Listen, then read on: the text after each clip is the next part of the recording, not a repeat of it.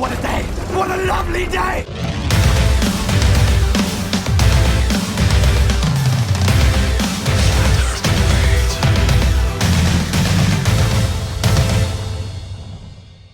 Welcome to Flat Earth Debate Uncut and After Show.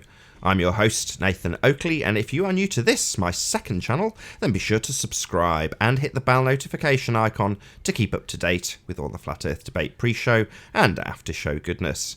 If you'd like to support this channel, there is a super chat that runs alongside each of these shows while they premiere, and there's also a PayPal and crypto link in the info box below the video. Now, we're joined by a whole bunch of people, as it is the interim stages between the two shows, so I'm going to raise the mic on them, and you can enjoy the dulcet tones of whoever is in there while I set up for the second show. So nothing here works like a real conversation would. Whoa. No, actually, Eric and I could have a normal conversation. Tony and I could have a normal conversation. For sure, because you guys, you don't expect them to know numbers by heart. So just that's say kind no. of the point. You don't Just have any no, questions, anything. You know, so no citations, nothing. You've got nothing to offer. And you don't have anything either, and you don't even have a model. So. Okay, Yeah, again, Laurie, hold on, Eric, hold on. Laurie, again. Okay, listen. That is deflection. That is, you are trying to take the focus It's not actually a deflection. I'm yes, it is, reflecting Laurie. back to you how this conversation is structured. Listen, did you just hear what you said? You said, that's not a deflection. I'm actually deflecting back to you. That's what you just said. It's not a deflection. I'm actually deflecting back to you. Did you just say that? Just said it. Okay, listen to me, please. When I say, what's your model, and you say, what's your model? That's deflection. That is saying, I don't know what the hell I'm talking about, and I don't feel comfortable. And in order for me to feel comfortable, yes, that's what it is. That's not actually saying that. Yes, I'm telling you, psychologically, that's what's happening. But psychologically speaking, that's what it comes off as, Laurie. That's what it comes off as. When I'm somebody pointing asks to a you question, that there if you is don't a just lack answer of the symmetry. question. Yeah. Can I just try something with you, Laurie, just quickly? So if I took the same tact, and just for the sake of argument, I'm not claiming this, but let's say I do have a model. It works 100% perfectly. Then you say, what about this aspect of the model? And my response is, I've no idea, but I'm pretty sure in the future we can solve that problem. And that's my response. Would that be reasonable? Because that's what you're doing. That's not exactly what I'm doing. Not exactly what he's doing. What a wanker. Yeah, it is. It's exactly what he's doing. I just used exactly the same example, repeated it back to him, and suddenly he feels that that's not the same. What a wanker. Get my kids bogeys before we start. Really more interested in my kid's snot than listening to Larry.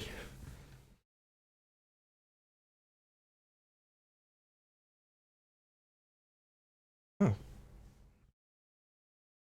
Oh, I see. You've taken that off, have you? Oh, that's going to cause a slight delay. Work in an adult conversation. We need to have an adult conversation here, Arwin. None of that bullshit. You need to learn to talk like an adult. What's your native language? Just a minute. Did you say an adult conversation? So when Anthony said to you, if his assumption is wrong and it isn't the actual size, what follows? You couldn't answer that. You couldn't just be a man and just say, you know, well, if it's wrong, then all these equations are wrong. That's the logical, reasonable answer that anybody in the world would have answered that, but you never did. He asked you 20 times. Keyword man. Yes, right. 20 times. Laurie. But I never threw around insults like Arwin is trying to do here. I'm not throwing insults. I'm giving you psychoanalysis. No, you are actually... No. Start the show.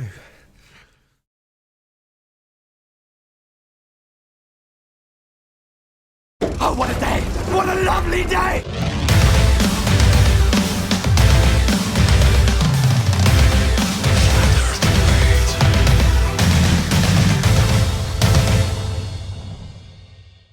Welcome to Flat Earth Debate.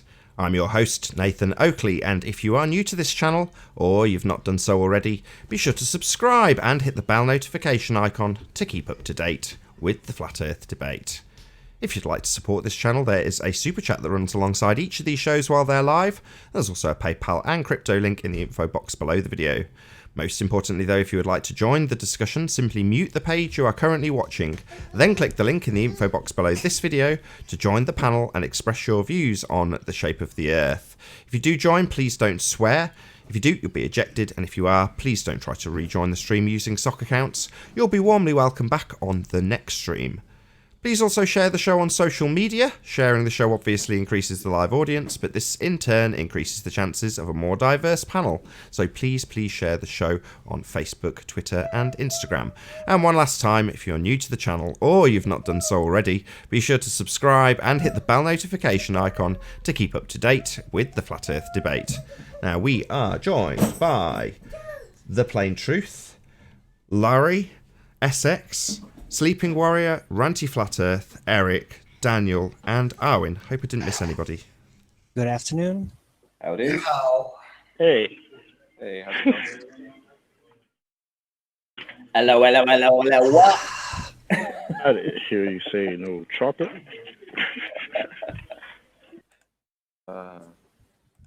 So I was on Poncho Pete last night. I didn't even realize he had a channel. He streams like 24/7. You guys know about him? Yeah, I go there every day. Okay. Yeah, he's been doing that for a few months. I think a few months now. I think it's been going on for like a year, right? Oh, maybe more than that. Over a year.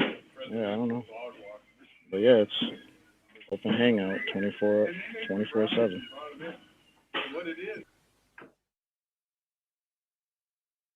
So we almost got to a conclusion on the last show from Larry. It ended up having to be rounded out by Ranty, which is great because it meant the show ended on time.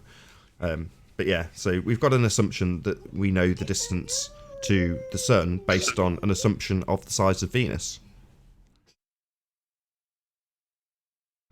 So it's a double logical fallacy in the regards that there's an assumption that the Earth has a radius value, and then there's a second assumption that Venus, the star, the light in the sky, is also a physical body like Earth, and it's also spherical and the same size as Earth, that's presumed to be a sphere. So it's a bit of a clusterfuck, really.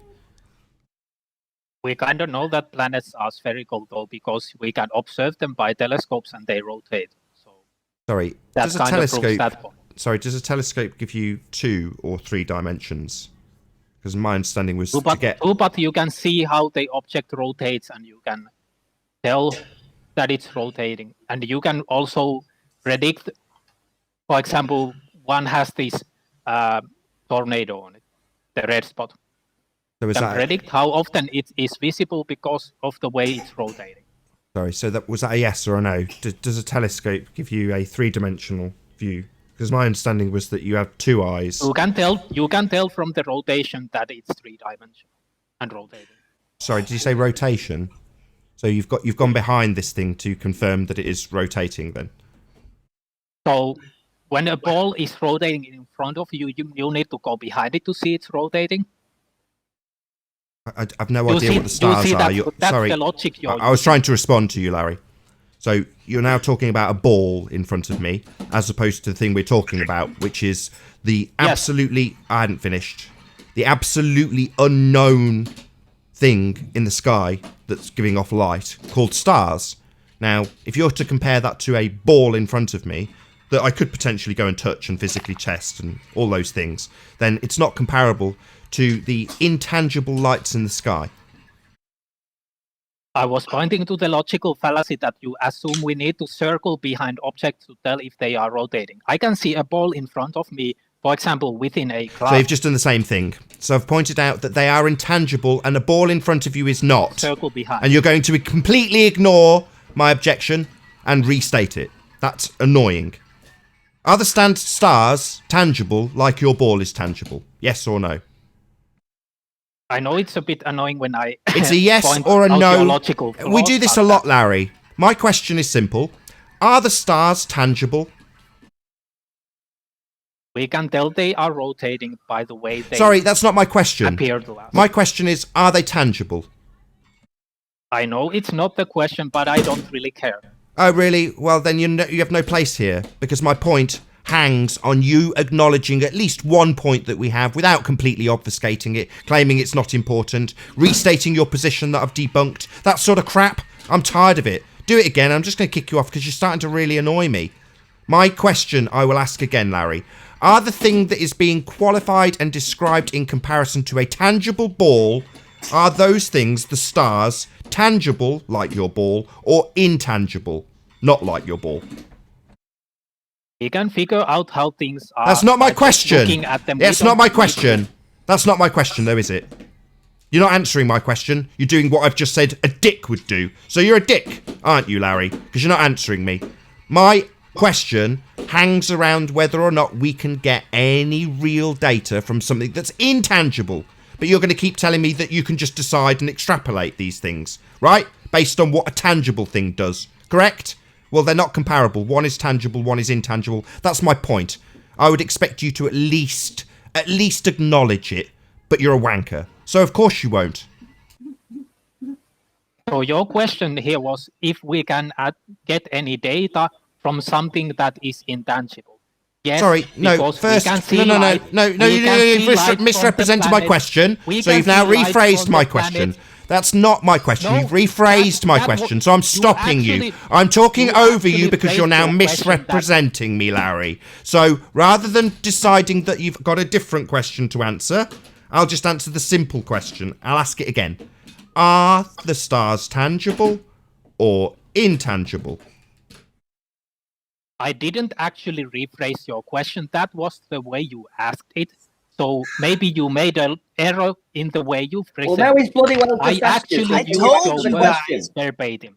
Can you just answer the damn question? It doesn't do that, ever. Tangible or intangible? It's an open and closed question with one of two answers. Shout out to Scoop TV for the super chat. Thank you very much. Face-to-face conversation. I cannot believe he. It's just a dick. The guy's a wanker, but I'm happy to show what a wanker he is over and over again while he just behaves like a wanker and ignores every question. And then I'll qualify it while he tries to rump us to try and distract and dilute the severe nature of the question. And tell us simultaneously that he can do things that you would normally do with tangible objects with a bloody light in the sky. Because he can look at it with a single lens telescope, not binocular. So basically what you're saying is you need to... No, I'm not saying anything. I've asked a question of you, Larry. No, what I'm saying isn't... I don't need you to qualify what I've said. I need you to answer me. Are the stars tangible or intangible? That's a direct and closed question that you're still yet to answer. I'm pointing out the logical flaw behind... Oh, right. So there's a logical flaw. It's a question, Larry. There's no logical flaw in a question. It's just a question. There is a hook behind your question, and it's... Oh, is there? So you're deciding that there's some motivation behind my question? I'm just asking a question. There's no logical fallacy. It's a question.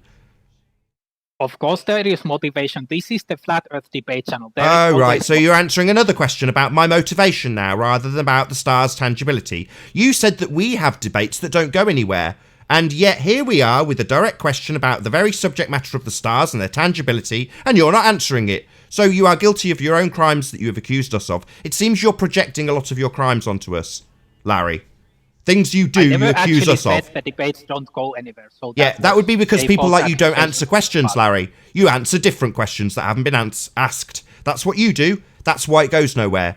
Yeah? So what you're accusing us of, Larry, is actually what you're doing. You're projecting, Larry. Okay, can we move on from this point? No, I want an answer. That's another sidestep from the question that hasn't been answered, isn't it, Larry? Another example of a wanker. Here we go. Ding, ding, ding. Wanker time. Let's ask it again. So, are the stars tangible or intangible, Larry? So, again, basing on a logical fallacy. That's a question. There is no logical fallacy in asking a question. I am simply asking something. The question being, are the stars tangible or intangible? And again, the wanker on the panel who says that we don't let the debate go anywhere refuses to ask the question and holds the debate up again. So we can't move on because Larry's decided this isn't important and he's going to answer a question that hasn't been asked. Right, Larry? Wanker? There is a hook behind your question like there always is. Nathan, is it worth going back to the Venus point? I hadn't quite finished, so I didn't get an answer off him. And I also want to conclude by the second assumption that is there. So I don't know whether it's worth swapping or do we just drop it? Yeah, no, absolutely. These two things, me going to this extent to labour this point, is intrinsically linked. So, yeah, because when we get to the point that Larry concedes they're not tangible, we're going to start quizzing him about how we would ever know the size of something intangible. But he won't concede that because it's directly... Oh, he's going to talk. You talking, Larry? Time to dilute my point, is it? I just laughed. Oh, it is time to dilute my point, you utter wanker. No, Larry. No, so, no, I was... Yeah, shut... That means shut your stupid, ignorant old mouth. You stupid old man. I will make this point because it demolishes your religious assertions about knowing, based on an assumption, how big a light in the sky is and what that light in the sky is, despite the fact that that defies the very definition of an intangible object, which you won't concede because you know how devastating it is to concede it. Right, Larry? Silence. Beautiful. Golden. Yummy silence. Okay? Yum, yum, yum, yum, yum, yum, yum, yum, yum, yum, yum. Taste that silence, Larry. Taste it. Taste it. Revel in it. Soak it up. Soak up your religious belief in this shit. Soak it up, Larry. Yeah, the stars are intangible, you utter retard. Do you understand? Do you get it? You're going to concede that point. Ever. No, you're just going to cough into your mic. Yeah, choke on your words, you stupid religious zealot. You're an utter moron. Oh, it's now name calling time then? Yeah, you're a moron. You're a moron. We've spent 10 minutes with me asking a simple question about whether the stars are intangible or not, and you can't even answer it. That's because you're basically trying... Oh, now you're going to tell me that's the reason why you're not answering it rather than answering it. How many times have we got to answer? It's a bit like conspiracy cats. How can we have gas pressure without a container? I've asked him that. I think it's 331 times I've asked him that question. Is it going to be like that with you, you obfuscating piece of shit? I have no reason to play that game either. Oh, just answer then. Are the stars tangible? I don't have a good reason to play your psychological game. It's not a psychological game, it's a simple question. It's just a simple question. Are they tangible? We can know about the rotation without them being... That's not what I asked. So that's a different question. You're answering a different question again. What an obfuscating piece of shit you are. These globeheads are real wankers, aren't they? You'd think if the truth was on their side, they'd just be able to answer simple questions with simple answers. But they need to obfuscate and answer new questions that they invent for themselves. So I'll ask it again. Are we going to get up to the hundreds for you, Larry? Is this going to be your question? Are the stars tangible, Larry? Okay, I'm going to give you an answer just so we can... Oh, praise the Lord. I'm so grateful, Larry. Would you like me to lick your boots as a thanks? So are they tangible? Yeah, actually. Are they tangible? Are they tangible? Can you get to Finland? Are they tangible? Are they tangible? Can you get to Finland? Are they tangible? That's a question to me. Are they tangible? You said you would like to lick my boots. Can you come to No, I'm asking, are the stars tangible? I said I was grateful that you're actually going to answer. You seem to be obfuscating, answering, even now. What a wanker. A wanker from Finland, apparently. So You didn't know that? When are you coming here? I'll come next Christmas. Why am I being obfuscated still? I want Larry to answer my question. Are the stars tangible, Larry? Okay, I wanna see where you will go after this. Of course, I knew he was gonna say. Well, you can find out once you answer. I'm coming next Christmas. Answer. Yes. Okay, so we answered that. Now, answer the question. Yes, that stars are not tangible. Excellent, Anthony. Where are you going with that? Now I'm going to hand. Now that you've admitted, now you've admitted they are not tangible. I'll hand back over to Anthony so he can continue with his point. That took a bit. 15 minutes.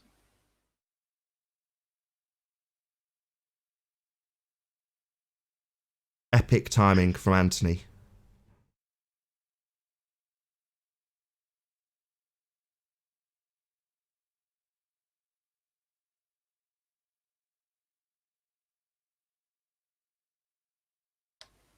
Hello, Anthony.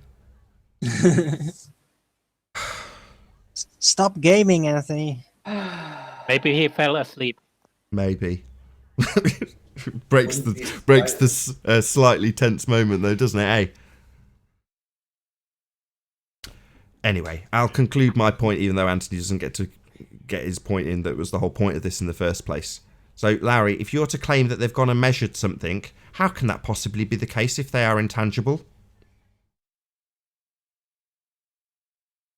I already answered that point because I knew you were going there. If you didn't pay attention, maybe you missed it.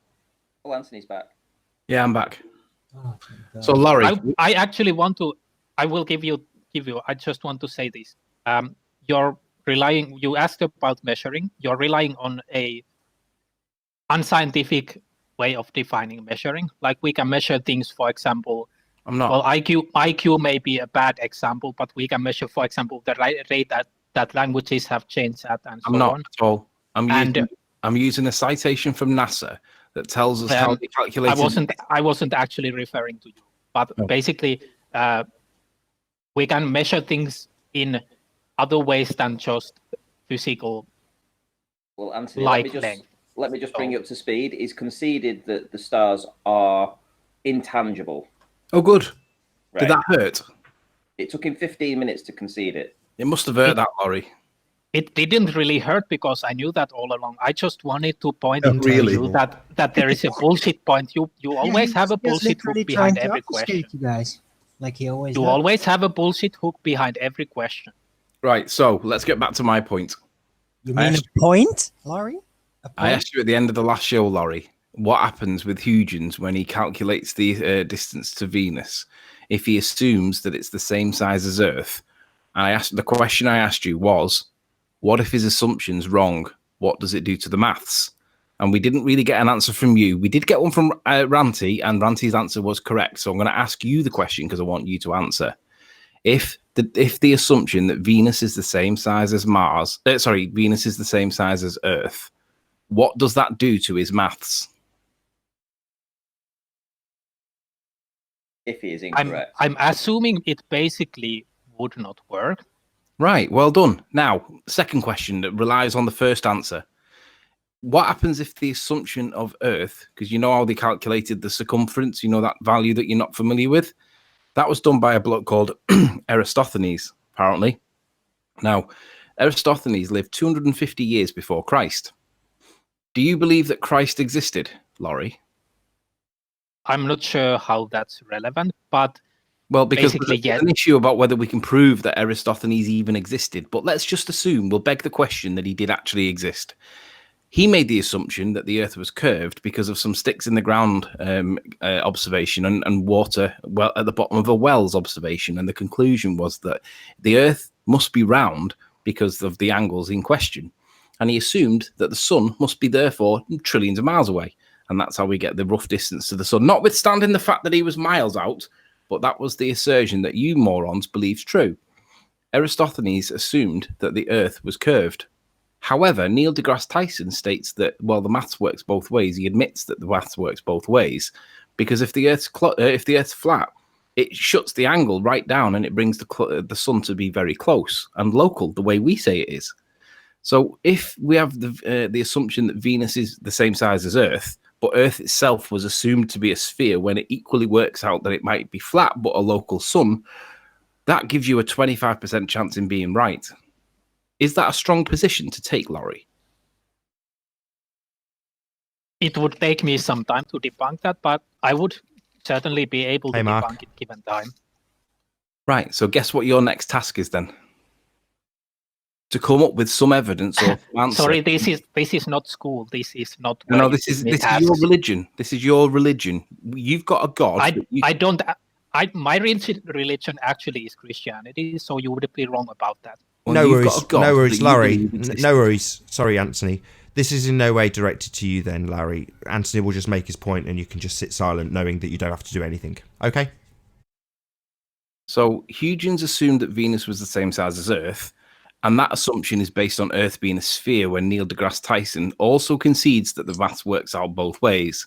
So my question next time that we see you is, can you tell us what the truth is and base it on some evidence? I don't expect you to answer it right now, but I want you to go away and find out the evidence to support your position because you've got a 25% probability of being correct. Shout out to That sounds Tony reasonable Oakley for because- the super chat. He says, thanks for the show, Nathan. Rumpus is a walk in the park compared to this guy. Thanks, Rantony Oakley. That sounds roughly speaking reasonable because at least you're not putting me on the spot and expecting me to give an answer right now, which is mostly how the discussions like this work. So I would be actually fairly fine with that. Cool. So let's just be clear so that you can hear it again. He assumed that Venus was the same size as Earth. So it either is or is not the same size as Earth. That's 50-50. But that assumption is based on the assumption from Aristophanes that the Earth must be curved because the sun must be trillions of miles away because of the shadows. Well, if you assume that the Earth's not curved and then assume that it's flat, then the sun is local. So that's a 50-50 as well. So when you reduce it down, you end up with 25% probability that you're right. I want you to justify that 25% probability based on them 2 points. Find us some evidence that proves the size of Venus and find some evidence that proves the shape of the Earth to support your 25% probability. That sounds good. A small nitpick, though. I don't think the probabilities are 50-50, but that's basically a non-issue. So Well, I can agree with that. So the Venus points are the 50-50. It either is the same sorry, as Anthony, Earth, hold on. or it's hold not. on. Sorry, bear with me. So what do you think it is then, Larry? It's really hard to tell. Like, it's basically, it's actually a non-point, so we shouldn't even go there. But No, that's kind of why I braced it. So you would agree that there is a probability involved then? I'm not sure because basically the question would be something like, what's the probability of things being like that as opposed to like this? We cannot actually assign probability to. Well, no, it's based on the probability. You've got two choices: either Venus is or Venus is not the same size as Earth, and then the other one is Aristophanes. Oh, yeah, so you're basically saying yes, no, and then you would give 50-50. Well, it's not confirmed, Larry. Okay, it's an assumption. fine. You see, the problem is, Larry, it's an assumption. That's the problem. You see, so it might be right, it might not be right. That's where we're going down the probability route. You see, my point was going to be though: is it acceptable that something that has a probability of being right is taught to children as absolutely correct and factually accurate beyond any reasonable doubt? In fact, they teach it as being scientific fact when we're actually dealing with a probability about it. Do you think that's reasonable? So basically, you're now expecting me to give an answer to the question? Did you hear the question? While he was giving me a chance to go and study it. I don't see how it's reasonable for now you to expect me to answer it anyway. I'm asking for your opinion. You don't have to give it. I'll just throw it open to the panel. But did you hear the question? If you're asking my opinion, you're asking for my opinion based on what you said, no, I I'm wouldn't saying say that's reasonable. Okay, I'll just restate the question. So based on the fact that he is assuming these things, not confirming, not measuring, assuming, then there is ipso facto a probability around that. That's a fact. Yeah? Not the measurement being a fact, which is the point. He hasn't got a fact. There's a probability involved. My question and the opinion I'm asking you for is it acceptable to tell people it's a scientific fact when in fact we're dealing with something that has a probability attached to it? Given that it was an open question to go for me to study, if for example, I can answer it reasonably and come with a definite answer, so it's not actually probability in the end, then it's rational to also teach it. So it would actually hang on whether I can go and study and find a reasonable answer to it. If it really is probability, but we haven't established that yet. Oh, sorry. So you think that you have actually established the distance to the presupposition that sphere-shaped Venus is the same size as Earth? You think that's confirmed, do you?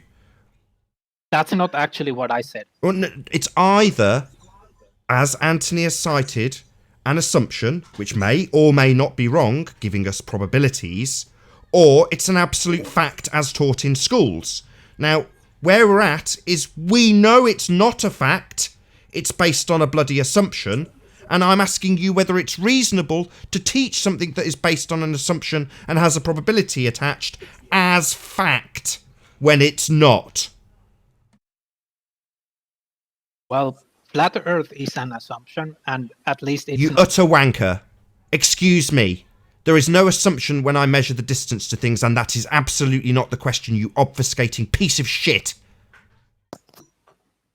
Is it reasonable that my children and myself and my parents were taught that scientific fact states, reification fallacy, that the Earth is a sphere and that we know the distance to the sun, when in fact it's based on a probability of likelihood based on an assumption made by a man?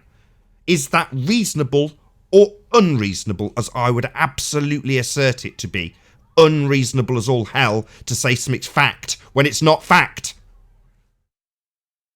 Yes, it is reasonable because it's not based on a probability of assumption. Yeah, so it's not based on an assumption. So when it says he assumed, you are deluded. Can't read, can't listen, and think it's fact when he says he assumed it. So it's again insult time, fine. Sorry, do you think the word assumption is the same as the word fact? Are you a dick or what? He didn't factually check it, he assumed it. Stupid moron. Are you disagreeing with this? I'm asking again, do you think this is fact? Do you think the distance to the sun and the circumference of the earth, that you don't know, are facts? This is bullshit. I really have something better. Oh, well, piss off then. I'll kick you out. Right, if this is just bullshit, you utter wanker, get the hell out. Stupid little man. Next time you come in, bring some evidence. Next time, know your model, you stupid old retard. I actually think he's trolling. I don't think he's sincere. Really? Hey, Woz. How you doing? Or Wes? That was painful but enjoyable all the same. I hope the audience got the gist of why we allowed him to stay as long as we did. Well, at the point that he's declaring that it's all bullshit, that's when he could sod off. Anyway, hello Wes, how you doing? It's Chris. Can you hear us? Can you hear me, Nathan? Good evening. Hey, it's Chris. Chris Berry, sorry. I think I'm on a different account. No worries. Just turn you up a bit. Shout out to 787GENX. Thank you very much. That's Michael. Thank you, Michael, for the super chat.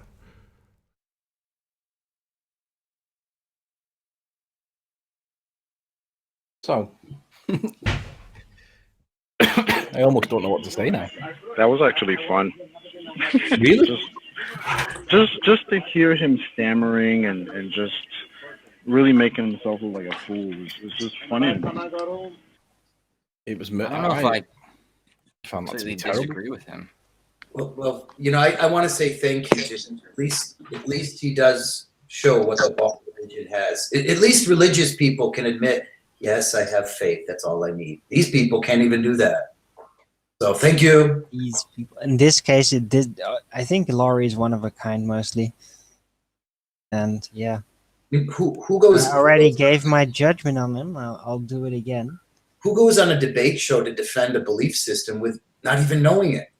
Yeah, and he accuses. That's not what he's doing. He's purely getting in our way. He's arrogant. He's painfully short-sighted and obviously, willingly disruptive.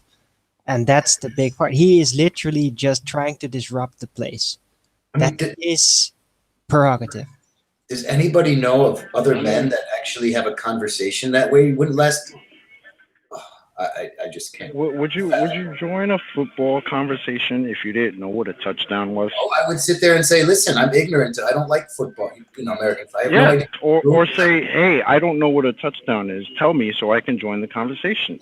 You don't just join the conversation and just say this and that and the third, and I don't know what a touchdown is, which is the main point of the whole thing. I mean, I think everybody here is ignorant of some sort of topic. Like we can't know everything. And yeah, but not this one. Purposely, we're here purposely for this. But last time I Can't be checked, ignorant on this. You know what I real mean? men just say, I don't know. There's nothing wrong with that. I don't know. But the other thing is, he doesn't understand what a poison in the well fallacy is. He thinks that poison in the well is just attacking the point he's making, which is not poison in the well. If you're listening, Laurie, poison in the well is where you're due to come somewhere, i.e. this show. You're not actually here, but you are due to. And then you spend an hour before you get here slagging you off. That's what poison in the well is, and that didn't apply today. So you don't even know your fallacies. Indeed.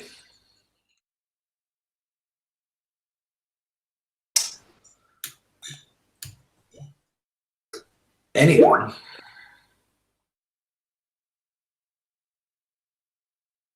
Oh, maybe it has something to do with being shouted over and insulted, called names. Yeah, well, what should we call people that don't man up? You can't be nice to people that way. It's impossible. Sorry.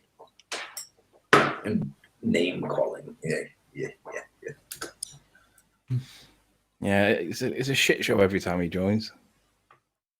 He's never got evidence with him. He never answers any questions. He never argues the point. He deflects with like side attacks, saying, "No, you should be arguing this way, and you should be arguing that way," and never actually getting anywhere with any point, ever. Can you imagine if we actually tried to get him concede something? That's even worse. No, he can never even start off with answering a simple yes or no to a closed question. Listen, it's fine to answer the question yes or no and then add to it, but you have to answer yes or no first, or I don't know, and then build upon it. You don't just no. Answer the question first and then build on it if you can. Shout out to the super chat, Nathan. I did. But you know what? I think it only goes.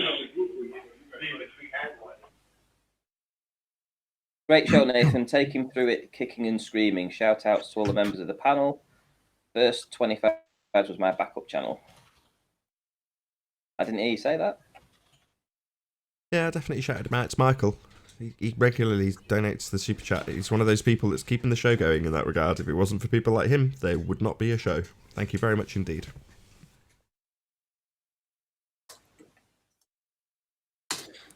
That guy, Laurie, though, he seemed to have a point by the question you guys were asking him about whether or not it was like a probability type of observation. Like it's based off of probability. I don't think it's based off of probability. I think it's more of a estimate is a better word. So not a fact then? No, I mean the exact value may be in question, but the idea that I just going to stop you there. Similar yes, sizes. That's our point, though. I just need to stop you there. That's our point. If the number is in question, why the hell is it taught as fact? I think that the precision is what's in question. Sorry, I don't give a crap what's in question. It's in question, right? It's not fact. It's not 100% accurate, confirmed fact. Sure, but I mean... Right, stop. So why is it being taught to kids as fact? Right. So the distance from like the Eiffel Tower to sorry, to that's London, not my question. It's probably not my exact, question's right? the same as the point I got pissed off with Larry. My question's the same. You've conceded. Not fact.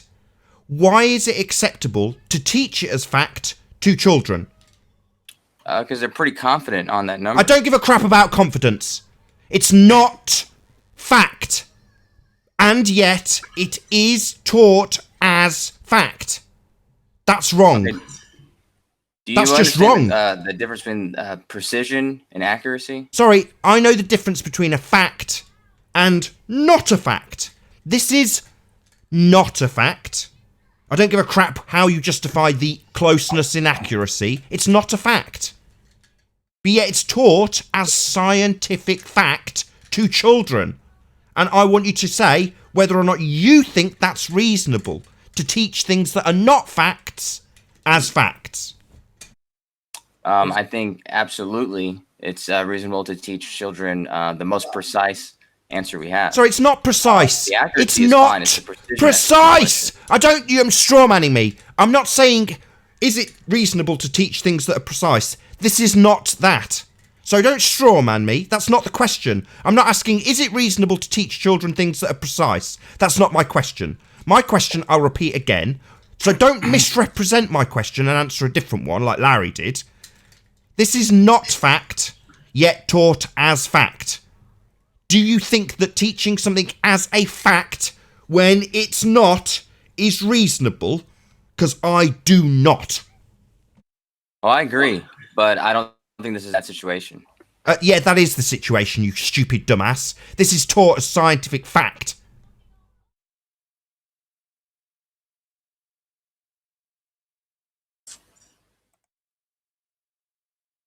Yummy silence from the retard globe head. Taste that silence. Yum it down. Yum, yum, yum, yum, yum, yum, yum. Yes, that's right, Mark. That's right, Mark. It's wrong. Wrong to teach things as facts if they're not facts. This is not a fact, the distance to the sun in this case. Yet it's taught to children as a scientific fact. It's not. I want to ask him a question. If we say 3,000 miles to the distance of the sun and you say 93 million miles away, how can you tell which one is more precise? That's a good question. There's actually a method that Aristarchus had done where he measured the angle of the sun and the moon. Hold on. Let him explain this. The difference between that value he got in 90 degrees, and that tells you the ratio that the sun is from the moon as far as distances. Hey, Mark, does this calculations that you're doing, does it comes with assumptions? No. So it doesn't assume R, you utter retard. No. Yes, it does. Where? It assumes the Earth is a sphere. It doesn't. Sorry, so you're telling me he's measuring then he's getting a 3,000 mile sun? No, but the only thing that he's understanding is that the sun, the light is coming from the sun to the Earth and also to the moon. Understanding that, he makes the measurement from there. Sorry, do you want to take us through the maths so I can show you the R value? Sure. Go on then. Oh, you'd like me to show you? Okay. Yeah, you're making the claim the moon that to rise. Sorry, we're getting the distance to the sun, and you're saying sticks and shadows, right? No. What are you saying? I'm saying that he's watching the moon rise and measuring the time it takes, about 2 minutes. He puts that into the time the moon appears in the same spot the next day, which is it gives you a value for an angular size of 0.5. So he understands this. Then he watches the lunar eclipse, and he sees the time it takes for the moon to go across the shadow, as well as how many times the moon's diameter goes through the shadow. And from this point, he understands the eclipse to be. Oh, sorry. Sorry, he understands that the eclipse is what's it caused by again? Well, yeah, that's right. He has Earth. Sorry, it's caused by Earth. So let me get this right. So he assumed that Earth, a sphere, caused that shadow. Correct? No. Oh, he didn't. I'm sorry. I'm a bit confused then. Don't talk. Shut up. I'm a bit confused. You just said he saw a shadow and it was Earth that caused it. How would he know that? Well, funny thing about the lunar eclipse is it occurs at the precise moment that the full moon phase begins. It's the exact moment. Sorry, that doesn't answer my question. How did he know that the shadow on that light in the sky was caused by a sphere-shaped Earth? I thought he was figuring that bit out. Yet you've just told me he knows that the sphere Earth is causing that shadow. That sounds kind of like an assumption to me. Yeah, I'm sure it does, but the curve of the shadow was what gave it away. Yeah, so he's saying so he's saying that the curved shadow is caused by the curved Earth. And that is an assumption. Okay, or it's an observation. Sorry, you utter fuckwit. So I am correct, and Arwin is correct. When he does this, he will absolutely assume the Earth is a sphere then. So again, this isn't a fact. It's based on an assumption that a curved light in the sky is caused by a sphere Earth. That's an assumption that Earth is a sphere and causing a light in the sky to have a curved shadow. That's quite a lot of assumptions, isn't it, Mark? No, there really is no assumptions at all. If you so he look at knew. the phases, like I So said, he knew. Sorry, so he knew the Earth was a sphere causing that shadow. How did he know that? Well, because a person before him, I think it was Euclid, he had done his geometry little book, and he's got a couple of laws, a couple of rules, and one of them is that a sphere is the only shape that always. So he automatically assumed that it was a sphere also then. So he's decided what a sphere will do, and the Earth is a sphere doing that. Well, he observed it. What did he observe? He observed the Earth as a sphere, did he? He observed the curved shadow that the moon. Yeah, we've always gone over crosses this. into. He observed a curved shadow and assumed Earth being a sphere was what caused it. We've gone over this twice. You're How being do a we even know wanker. it's a shadow? Excuse me. You're being a wanker. He assumed Earth as a sphere caused that shadow. That's a fact. So at the precise Yeah, moment. no, not right. The precise, just right. Yes, Nathan. He did. Well, as no, I. it's Shut either up! an odd. Shut up! Mm-hmm. He did assume that Earth was a sphere causing that shadow. Yes, Nathan, that's correct. Say that. Yeah. So if every time. Not you yes, so. you were Yeah, robbed, Nathan, you could that's do correct. Whatever you Not wanted, but yes, as far as so. the man's robbing you, Excuse me, you utter wanker, this is your last chance. You will concede it with a clear and concise English yes. Not yes, so. Do you understand, No, it's not retard? true, so. You will respond to my absolute statement of fact with a yes. He did indeed assume Earth caused that shadow and Earth was a sphere. he concluded that the Earth was a He sphere. assumed it!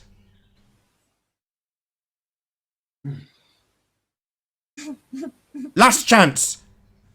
Get the Oh, eject another one? button hovered over this Yeah, utter he wanker. concluded Get this that the Earth eject was a button sphere. ready It while was I ask pretty him simple. again as he That's the only talks. shape that gives those shadows. Not It the, occurred so at the he precise assumed it moment. then. So saying Yeah. it's the only shape is to say he assumed the Earth was that shape.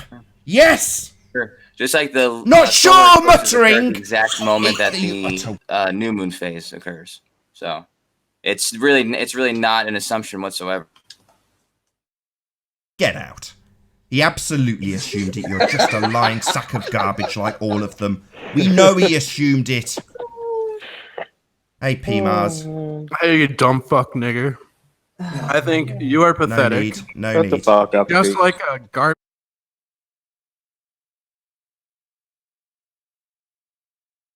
No need. No need. Bye, P-Mars. Diving deeper and deeper. If you want to Lower lie, that Mark bar. or whoever you are, Goldemo, we're getting trolled now because we won't let the trolls lie about the assumption made about the Earth being a sphere. Hello, UKPI.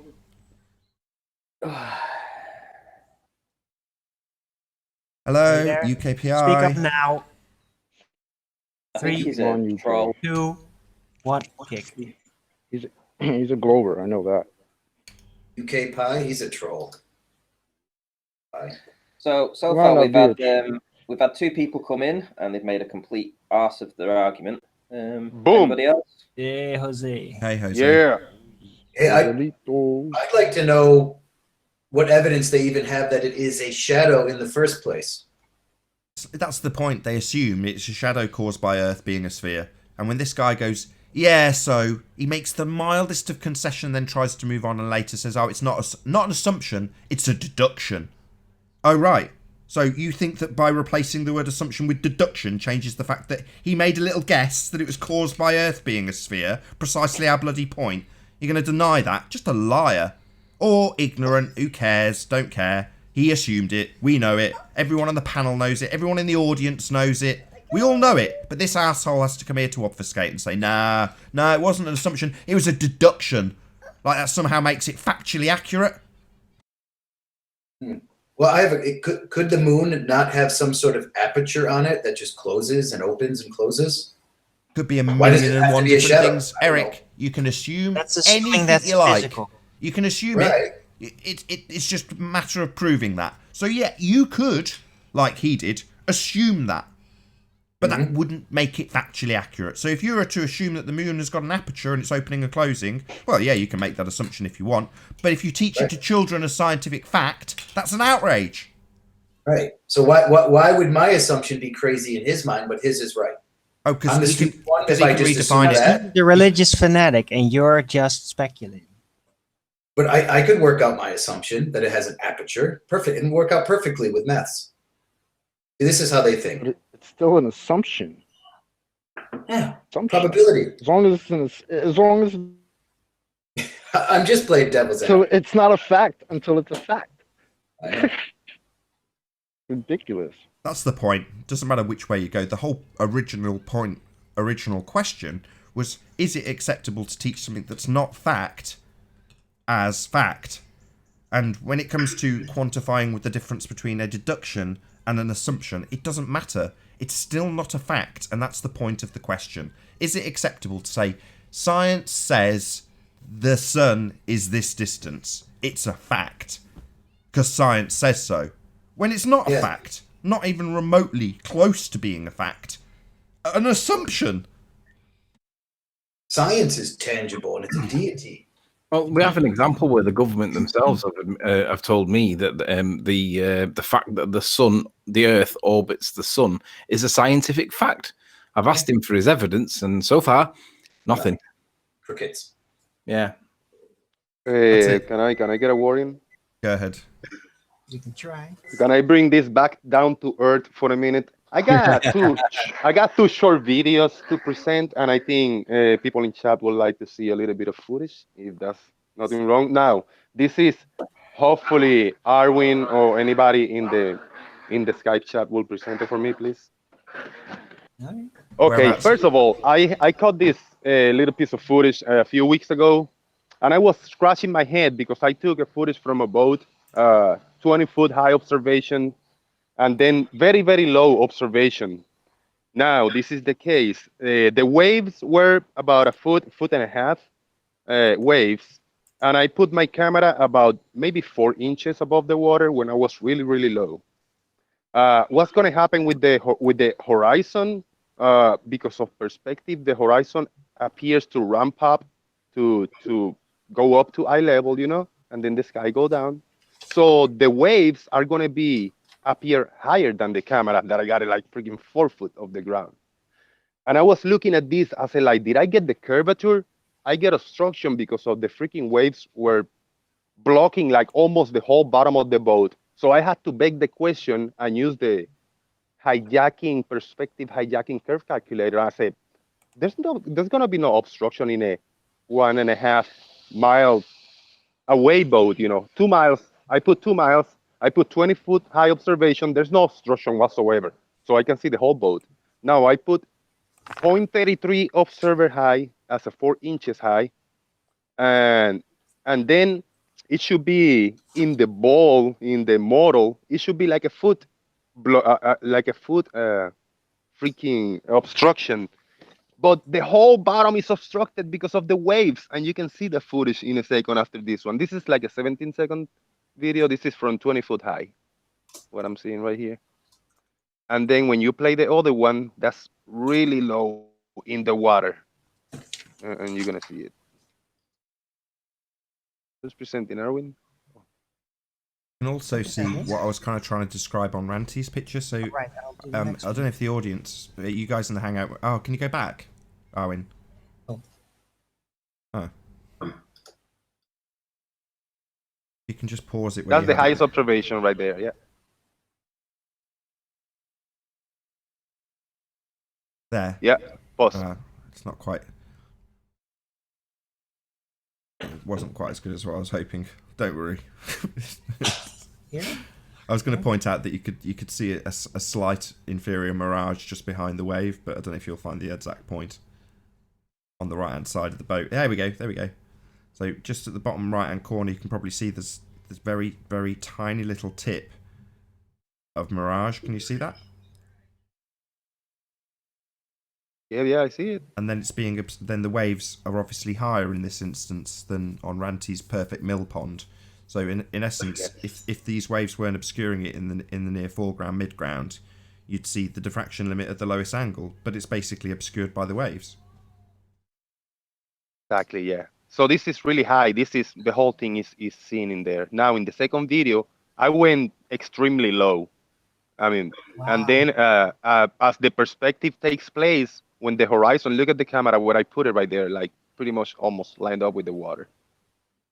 And then the waves being a foot and a half tall, that's gonna block. That's gonna be higher than the lens of the camera. So look how appears to be obstruction. So I presented this on the Discord on Panda, and they say like, you got nothing there. It's too low. They actually gave it to me. They say you got no observation. There's not a flatter proof. There's not a ball proof. You went too low above the water, and it's the waves that is blocking the boat. So if anybody is trying to troll in the chat and saying I got the curve, you guys are wrong, because the quote unquote experts on the ball religion are telling me I got nothing, and I figured it out. I mean, it's so easy to see. It's the waves blocking the bottom of the boat. Right. This is so reminiscent of the one that Ruhif presented, where they had a cargo boat that looked like it was half cut off at the bottom, and essentially it is waves in the foreground versus waves in the background. And you've only got to lower your elevation to cause an obstruction from the waves in the mid to close foreground to be higher than the thing in the distance that's smaller. So proportionately, you can have a small wave blocking out quite a considerable amount at the bottom of the boat. Well, when this gets even worse, i.e. the thing's further in the distance, that effect is 10 times more severe, i.e. a little wave that can block a boat that's... How far did you say this is, Jose? A couple of miles? This is 1.5 miles, 2 miles tops. Right. So if you can do this, if you can have this effect at a couple of miles, what do you think is going to happen when that thing shrunk by 30 or 40 or 50 or 70% into the distance? Well, you'll lose the whole boat to these little waves in the foreground, right? Oh, no. If it's out at a distance beyond 10 miles, then it's definitely Earth curve that's causing this. Not That's perspective. ridiculous, yeah. No, well, it's not. And I was It's scratching my head. I perspective. say, just with the perspective point, I don't have to point any mirage or nothing. Just with the perspective, with the floor apparently ramping up to my eye level, because I'm so low, and then the waves being higher than the actual camera because of the horizon rising up. That's the obstruction right there. It's just perspective, pretty much, Absolutely. So when Ranty's Small pointing wave. out... And the bottom of that boat is not a foot. That's maybe 15 or 20 foot that is being blocked in there. So how is it even possible? Even if you if you want it to be a ball, there's not a 20-foot obstruction. Let's say a 10-foot obstruction in a 2-mile distance. There's none. It's not. Right. So next time somebody shows a boat in the distance and says, why is the bottom of it missing? It's like, well, we've got the same effect here at 1.5 miles. So you're claiming that suddenly it's become Earth curve when it looks like the exact same effect, i.e. waves in the foreground being bigger than the thing in the distance that's obviously smaller because it's far away. Potentially, hold on, a small look, wave look. can block it. You can still see it mirror it down here, see? Yeah, I did. It's exposing the diffraction limit layer. I see what you're saying, Arwin, as the waves move in and out. It's just slightly in front of it, but the mirroring back there is still going on. Right. Yeah, I just wanted to present this because I think it's just, kind of what we're talking about. It's just a little too extreme, a little too low to see what an actual small 1-foot wave can do damage in a short distance. So you add up 5 miles, 10 miles, 20 miles distance observation, you're going to be missing a lot. That's awesome. Do you want to see something cool, Nathan? Yeah, Look definitely. at my screen. You're going to round out the show with this, Ranty. So are you Thank done, you for Jose? presenting it, guys. Hold on one No second, worries. Ranty. Are you done, Jose, or was there something else you wanted to add? Yeah, no, I am done. That's all I wanted to do. Thank you for presenting it, and people take note. Absolutely awesome. Thank you very much. Go ahead, Ranty. You're on. Yeah, I just found this little nugget. This is Shark Boat. If you remember what Shark Boat what looks like, there's his jaws and there's his little eyeball. But this is a different day. So I'm just going to play the video, and it's gonna freak you out when you actually start watching it.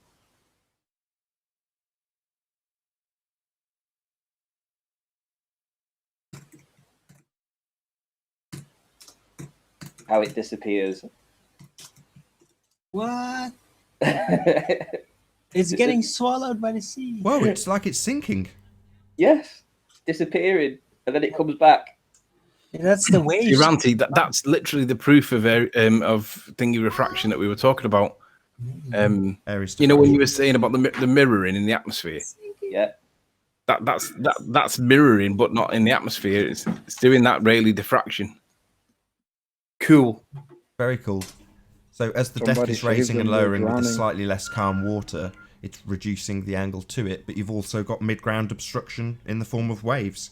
So it looks like it's literally sinking because the deck's raising, limiting the angle, causing more diffraction, or the boat to go more beyond the diffraction limit, while simultaneously waves in the foreground raise up beyond the midpoint of the camera where it's looking at the boat.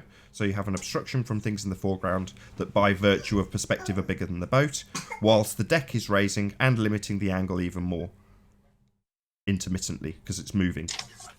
Excellent. This is what is beautiful. While Ranty, myself, and other people is taking footage, then the other guys, the smart ones in quotes, they're behind a computer modeling and throwing lines in a freaking computer program. How about that, you assholes?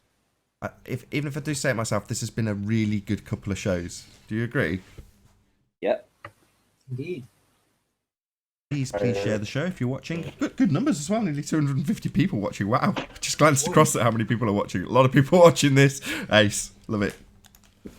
Right. Does anybody else want to round out with another point, or can I? Watch your Flat Earth Early Bird show. Yeah, watch Flat Earth Early Bird. Right, with that, I'm going to say first and foremost a huge, massive, enormous thank you to all of the debating panel for making this debate possible. And of course, a massive thank you to all of the live audience for tuning in and hopefully sharing this debate. In a few minutes' time, over on Nathan Oakley channel, the pre-show will air together with a repeat of the last debate, should you have missed it if you're a late riser. Once again, I've been Nathan Oakley, and I'll see you all in the next video. Oh, what a day! What a lovely day!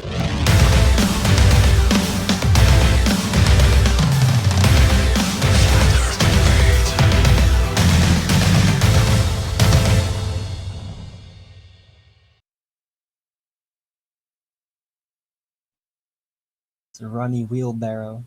Oh, he's leaving Gore his biggest troll. He's trying to like create a rift, but doesn't really know what he's doing. It's hilarious. He claims that I beat He said, "Can I fight you, Chocolate Saint?" If it was anybody else, I'd just hear the quality of the insult, because you can't deny, Arwin, that pre-cum show is pretty funny as an insult. It was. I have to say it. Sorry, it's funny. What? Which? With one where? What? When he called it the pre-cum show. Right. It was funny. He's pretty creative. I guess in a disgusting kind of way. Yeah, it's dark. Yeah, I don't like that. I hate that. I adamantly oppose that in a spiritual level, and I take that very seriously. Adamantium? No. That's not a word. Adamantly. What? Adamantly. Yes. Sounded like fancy word, Aaron. It sounded like he's mixing up adamantium and no, that's what it's adamant. Adamant. Are you talking about movie like Wolverine? Adamantine, like the fictitious super strong metal, is derived from the word adamant. Yeah, I get that. Duh.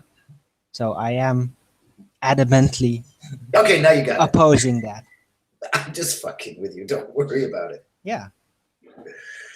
I was suffering. I was cringing over here with that Laurie guy, obfuscating like the whole shows, bro. It was, oh my god, crazy. I just have to laugh because I know I called him out directly.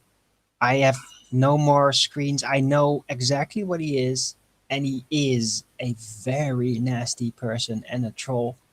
Yeah. And he has nothing but false modesty and pretense and arrogance. And shit for brains, because he's actually not really that smart. He's just really, really nasty and tenacious. Can you see my screen, guys? I'm just going to play a video for just 1 minute if you just want to listen. It's what I did earlier. No, we can. I almost got 800 subscribers. Not see. Do you want me to play it, Ranty? Because it's rubbish if you play it. Yeah. Any signs of curvature? I'll be back.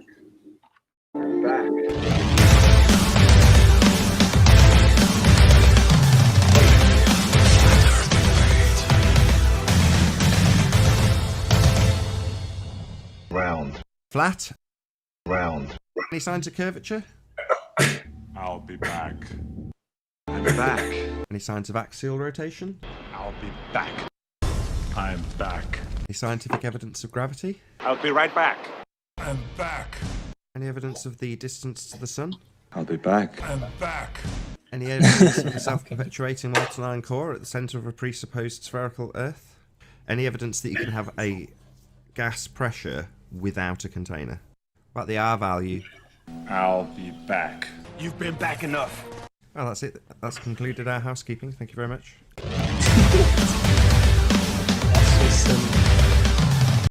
That was good. Who made that? I did. Oh, okay, yeah, that's funny. That was the short version of the show. Yeah, that's about it, isn't it? That's housekeepers with Globers. That's it. That's literally the show. Do we have evidence for any of that? No. All right, thanks for the show. Good show. See you tomorrow. I'll be back. I will be back. That's Rumpus. I'll be back in like 2 weeks. All of them. 4 months later, I'll be back in a week. Which one I forgot? Was it Laurie or was it the last guy that said that probability is okay to be taught as yeah, that was the last guy. That was Mark. Oh my! Unorthodox. I mean, do we You even can know say what it was diurno, but it was unorthodox. Probability should be taught as fact. Come on, that's logical. Unorthodox. Come on. That was the other guy that called himself. Come on, probability is fact. It's very solid. Yeah, it's quick a connection. percentage of chance of something being Hey, that's as Armin. good as totally true. If that's the case, why they don't teach religion or or God, because God is a probability. Yeah, pretty well. So why they don't teach it? No. As Round fact? 2. Probability, no. Because the natural world and the natural sciences are all connected to probability. Design is required. Hey. This is getting sad. I mean, I'm religious though, but I'm thinking like that. If that's the norm for everything, just to be like. Right. I mean, you're religious, but can you prove your beliefs, or is it faith based? It's faith based. Yeah, Okay, of course. That's okay. That's okay. I don't know why. That's the difference, is that you can say that and you're aware of that. You're aware that you have a religion based on faith, but these guys have what they believe to be facts based on the faith, based on facts that they can't back up.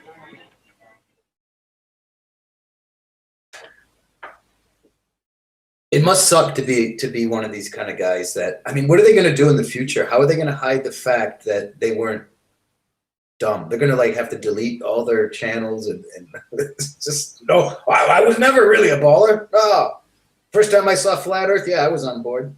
Liars. Yeah, right. The internet doesn't forget anything, unfortunately for them. So good try with that.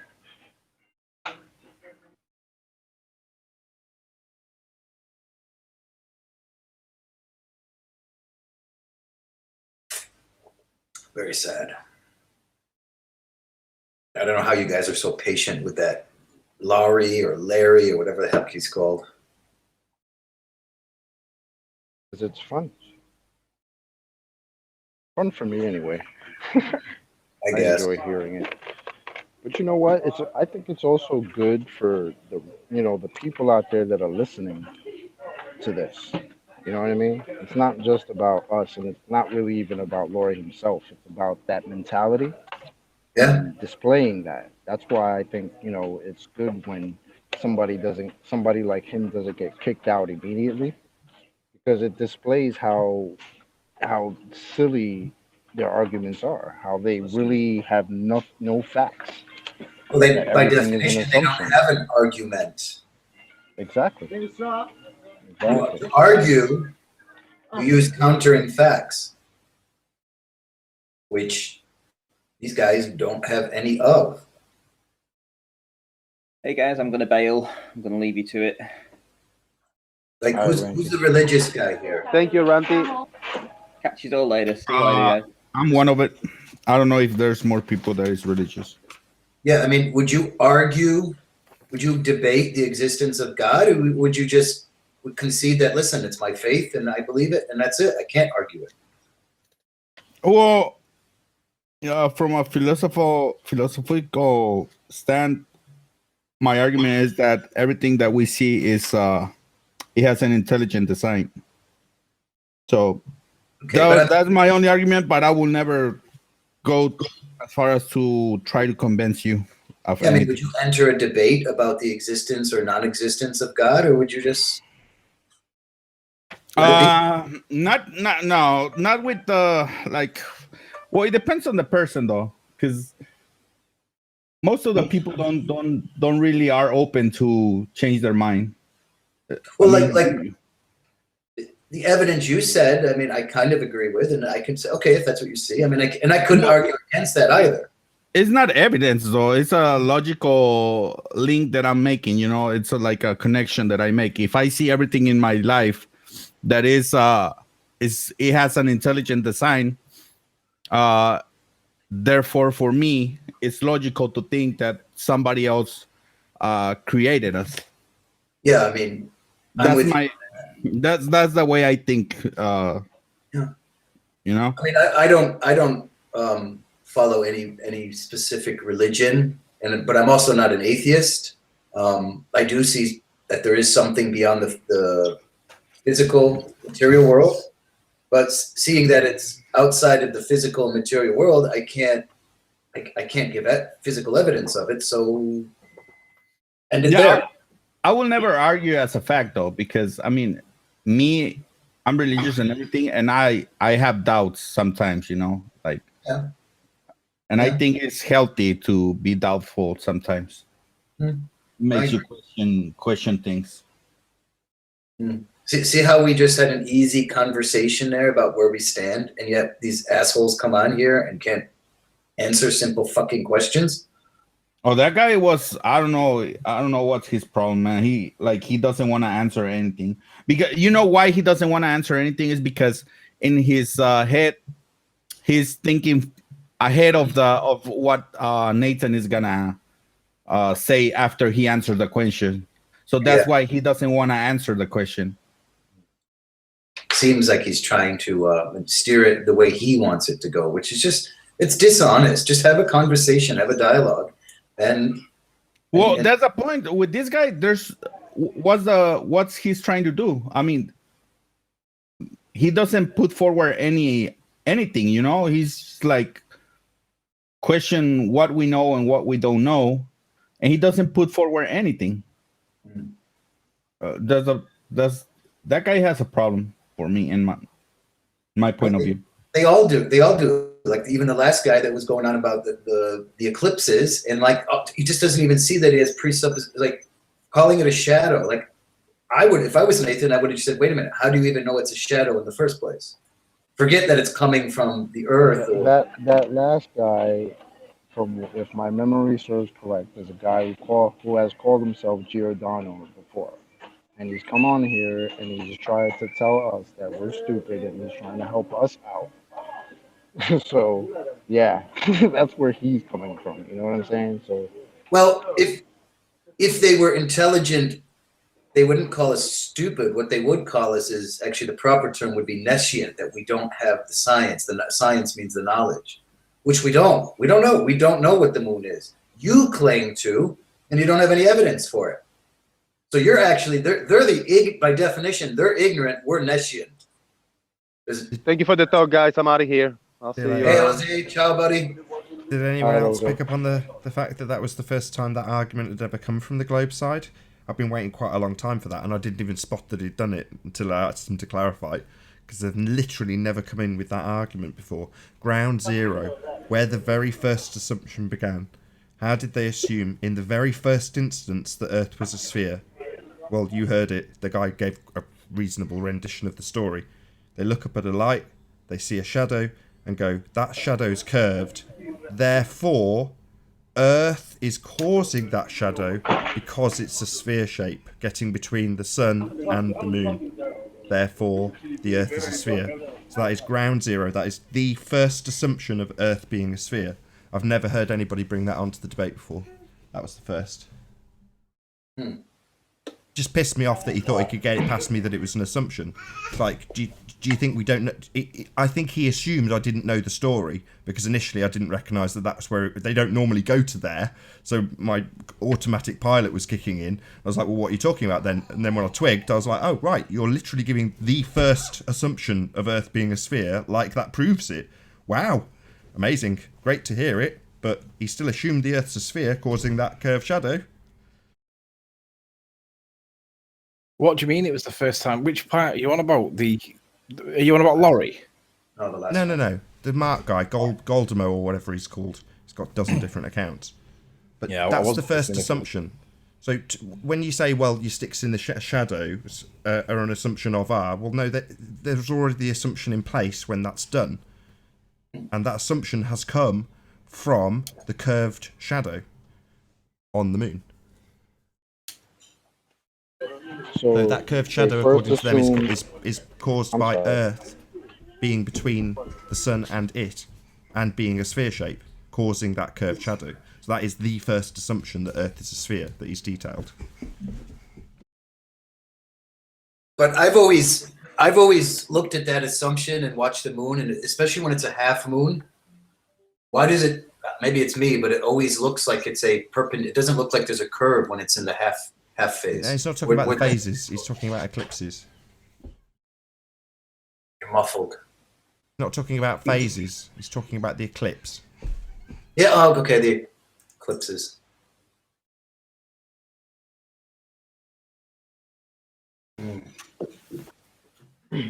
So with the shadow on the moon, they assumed the Earth was a sphere, and then they backed that up with sticks in the ground, and use that assumption to back up the previous assumption.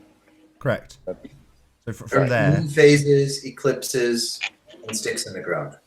So they're backing up assumptions with assumptions and presuppositions, and that's how we got facts. Okay. They call it a logical deduction. So they say we deduce by virtue of logic that if there is a light with a shadow passing by and that shadow has a curve, it logically implies that Earth is a sphere causing that light to have a curved shadow on it. That is their quote-unquote logical deduction. Now, they can say, no, it's not an assumption because it's a logical deduction. Don't change the fact that it's an assumption. It is an assumption. They assume Earth's a sphere causing that shadow.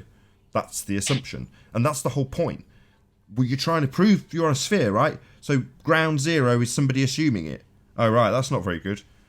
Oh, no, it's not assumption, it's a logical deduction. I could have thumped him.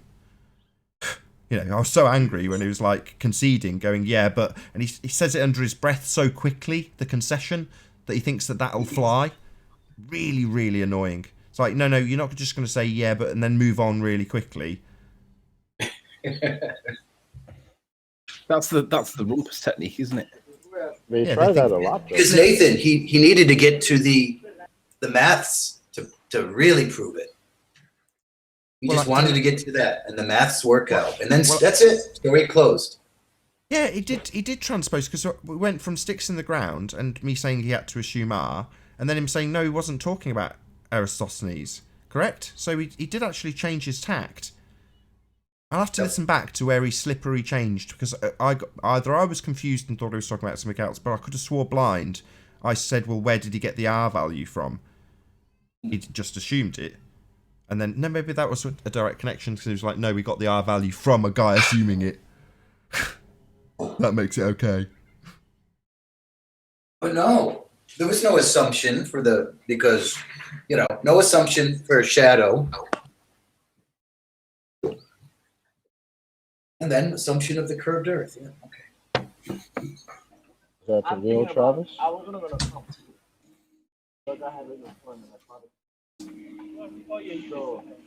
And why can they not get it through their heads that looking up in the sky doesn't mean anything about the Earth? Because they don't want to get it into their heads. That's why. Well, what you want and what you get aren't always the same, ballers. It all depends on what you're going to take. It Yeah. all depends on your objective. You want the reality, or you want your image, your model. The thing that annoys It's me all more than anything priorities. is what they're peddling as logical deduction is actually logical fallacy. So it's the usual formal logical fallacy affirming the consequent. If the Earth is a sphere, then we will see a curved shadow on a light in the sky. We see a curved shadow on a light in the sky, therefore the Earth is a sphere. So it is just the usual, exact same as ever formal logical fallacy that they use to beg the question and affirm the consequent. So if the Earth is a sphere, we'll see a curved shadow on that light in the sky. We do see a curved shadow on the light in the sky. Therefore, the Earth is a sphere. This is excellent deduction in logic. No, logical fallacy.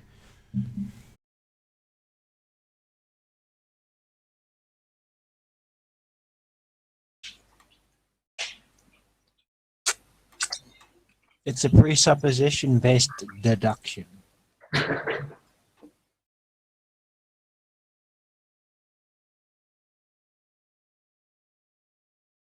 Well, it's amazing how the ball religion has replaced the true meaning of being nescient with a religion. And then they go and call us ignorant. Amazing.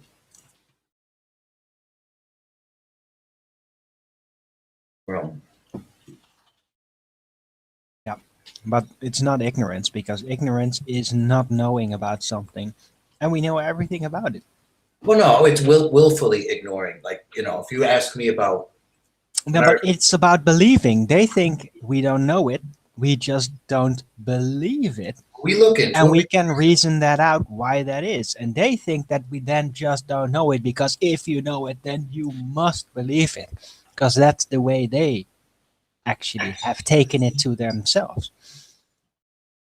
Well, no, what I'm saying is ignorance doesn't mean stupidity. So you're willfully ignoring information that's there, that's accessible, right? Like I could learn about how the NFL. No, acting out of ignorance, doing something without knowing the full picture. No, ignorance is simply not being in the know. But no, but it's willful, Arwen, is what I'm trying to tell you. That's what it becomes, but Yeah, that's not there's where a bit it of a comes from. I think there is a bit of a difference between being ignorant and just not knowing something. You can be ignorant and not know something, but the ignorance that Eric is talking about, it's the willful, not, it's just hearing something and just saying no, I know what it is, and that's that. That's being ignorant. No. You know what I mean? Look, Arwen, There's a difference. It really is the definition. I'm sorry. It really is. Right.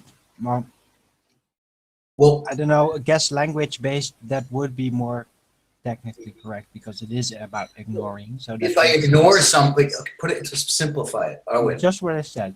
If I'm ignoring That's something, just what I said. okay. Why So don't you actually listen to other people instead of just waiting until you can say something? I do my best to do it. It would be good if you did it too. You should stop yelling at people too. who, me or Arwen?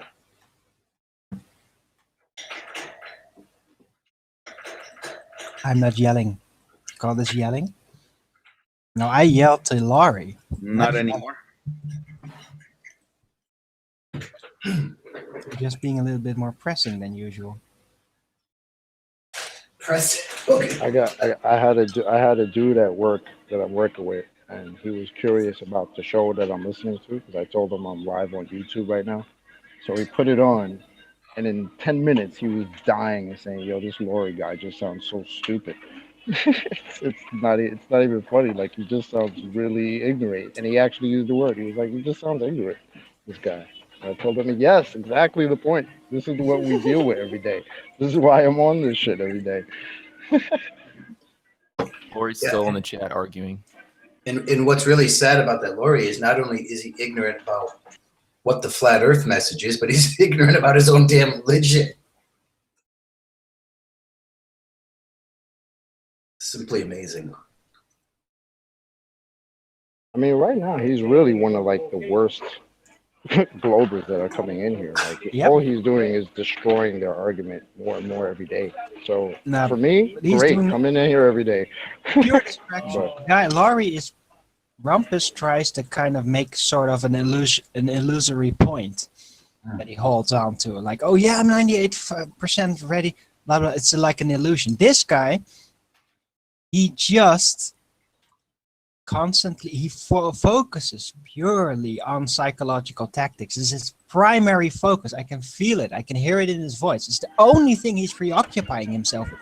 Only the psychological focus. And what he does very persistently and constantly is always find a distraction. No matter what is done, no matter what is asked, no concessions, no answers, nothing. Every time this happens, always, every single time, just keep on distractions until basically he pops. And then he just, sure, yeah. Then he says yes to everything. And then a minute later, he forgets again. And he goes, do the same thing all over again. He does not care about anything, about conceding, about not conceding. He's purely there to get in the way and to break your mind apart with confusion. That is what he does. He's a sociopath. He's active. I actually agree He's with that. keeping himself artificially stupid to rub that off on you. That's what he's doing. That's my analysis. Yeah, I mean, is his goal to make flat Earth look like bullies or just mean assholes? I mean, it seems like that's all he's trying to do, which He's is trying to burn you out. That's what he's trying to do. Yeah. Well, Can't we've been do it, at of this course, for a because while, we're so way he- too trained, but that is what he is doing. That's what I'm saying. Like we've been at this for a while. He's gonna have to try a little harder than that. I know, and he is Might have to trying step up his harder game. every single attempt. But haven't you noticed? He's getting worse every single time. He really is. This is his mission. And he's just finding that we're a lot stronger than he had anticipated when he set out to do this. But don't But they he all is do that? doing this. Don't That they, is his don't they all objective, to assume, break us. They all assume that we're weak and we have no arguments and we don't know what we're talking about. That's why they come in here so confident. Right. So when they do get destroyed, that's why he has to start cursing and flipping out and get triggered, because that's what you got when these stupid flat earthers are destroying every point that you make. So there you go, buddy. Uh-huh.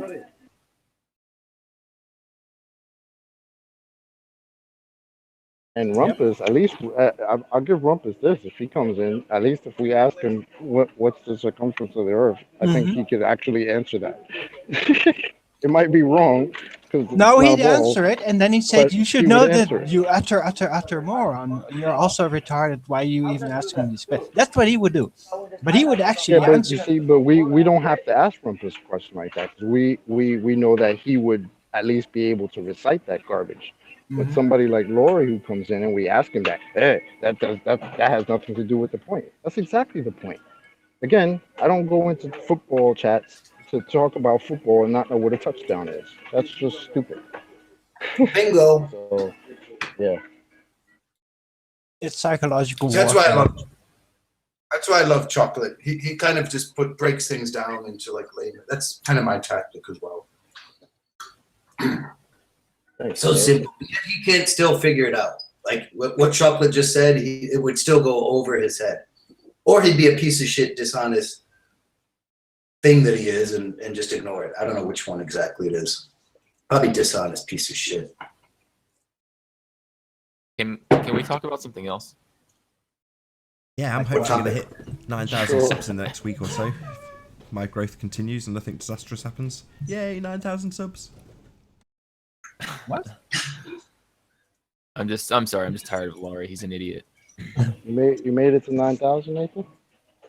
Not yet, but within a week or so, if I continue to grow, I'm not Simon Dan. I can't see the future and know where I'm going to get in subs, but hopefully I'll get to 9,000 in the next week or so. Is Travis still on? Well, you could always buy subs, right? No. Well, I could, but I'm not going to.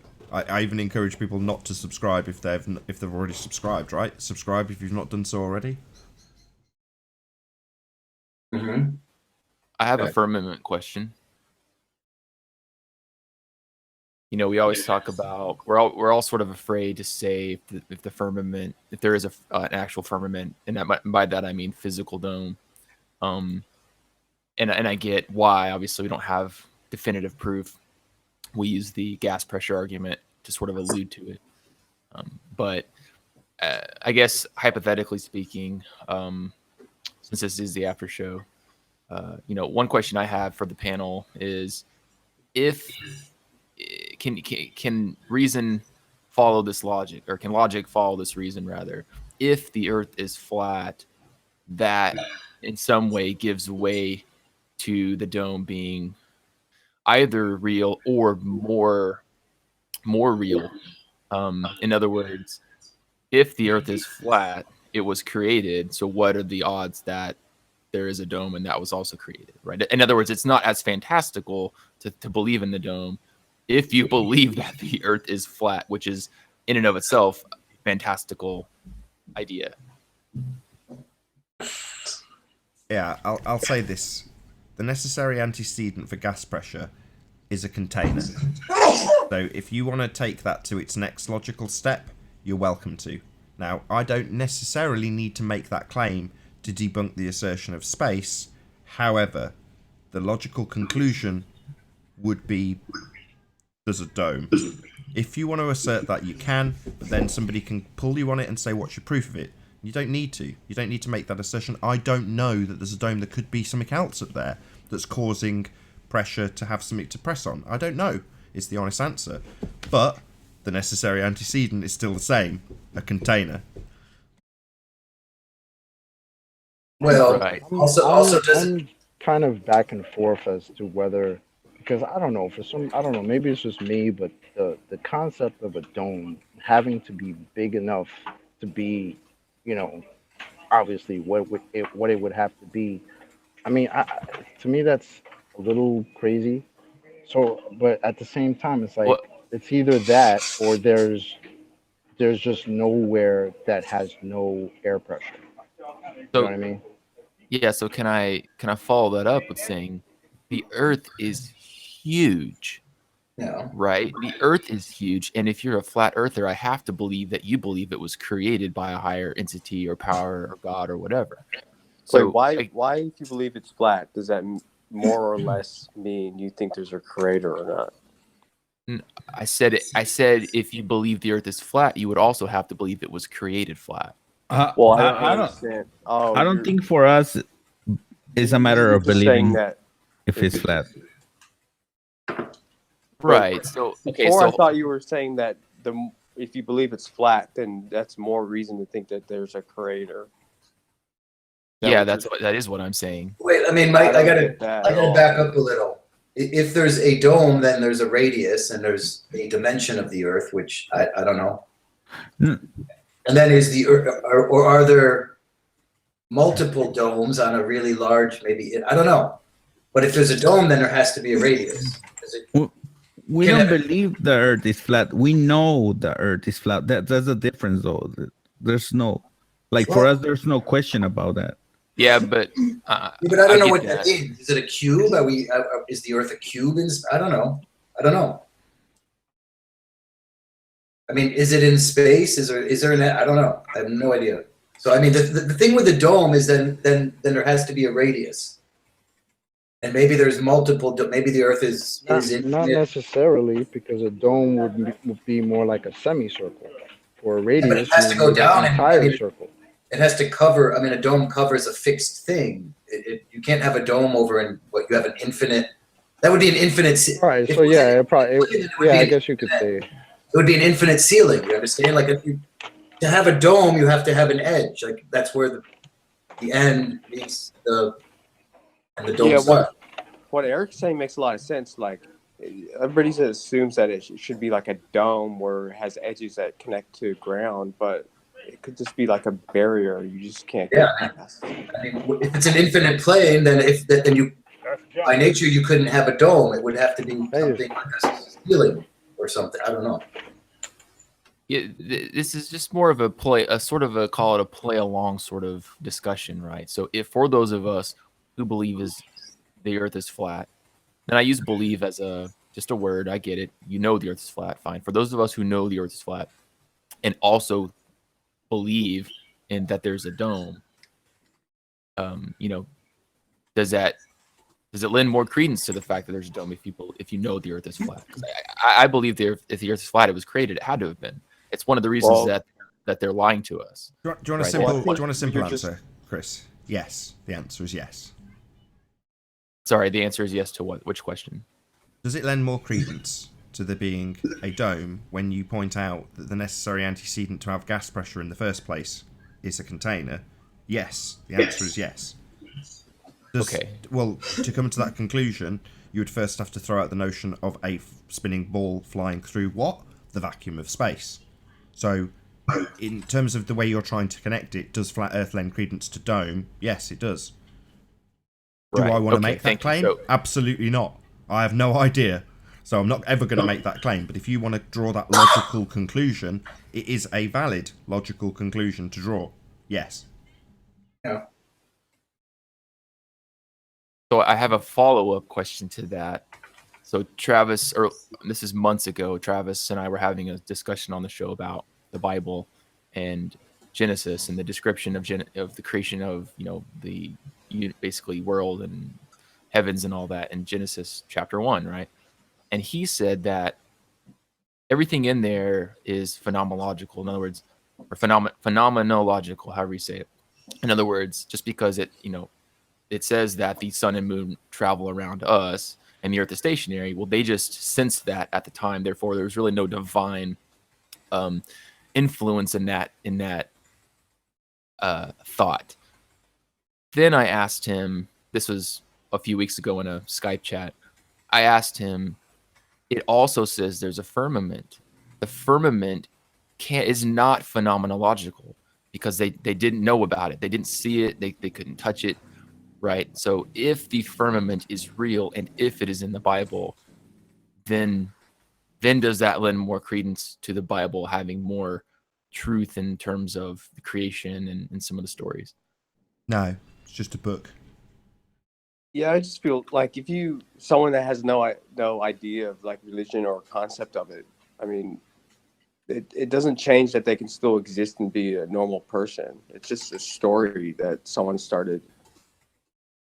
But how would they have known about the firmament? Is my question. Could have come to the same logical deduction that we've just done. That's possible, but I don't know enough of the history of it, or if they knew about, did they know about gas pressure back then? Did they see me? I think they would only come to the conclusion of a dome if they also came to the assumption that there was a place that had no air pressure, like outer spaces. You know what I mean? We have never experienced a place that has no gas pressure. Yeah, sure, vacuum chambers that have been created by humans, sure, but all of us have never been to space. So I can't say whether or not there's a place out there in which I will need a suit because I can't breathe because there's no air. That's the only way that I think they can come to an assumption that there is a dome. Unless they got to the dome, then it wouldn't be an assumption anymore.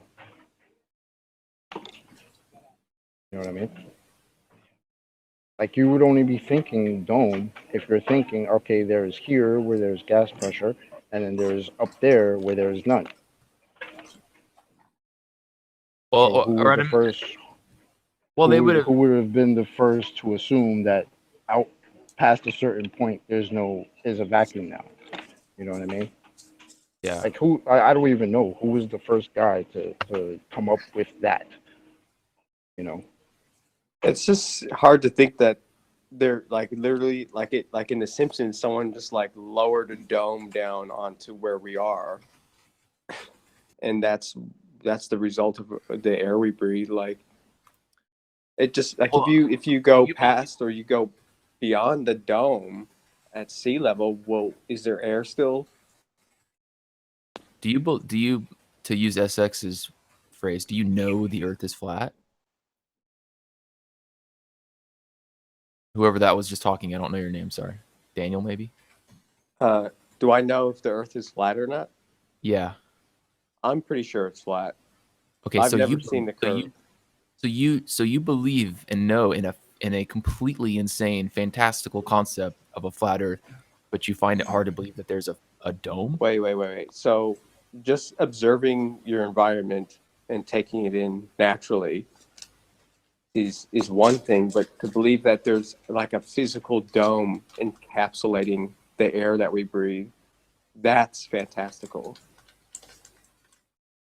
I think Well, the it's not fantastical fantastical thing based on is that Nathan's we argument. were, the fact that we were convinced that, you know, water can stick to the underside or the side of a ball is what I think is fantastical and insane. Assuming that the earth is flat just because of how we experience the earth, I don't think is insane. We're only called insane and stupid because we were all taught a different paradigm and we're going against that. You know what I mean? I guess like the barrier that's up there could be a result of not an actual physical dome, but just like the result, like when just something that happens we don't understand yet. So when there's less pressure, less density, you know, it's sort of like people don't know how superconductors work, but you can experiment with them, but you just can't explain them. You know what I mean? Like it could be something where the molecules, when you get them high enough and away from the ground, far enough, they somehow change. And then there's above us, there's just like an energy that we just can't be a part of because we're one type of energy and up there's a different type of energy.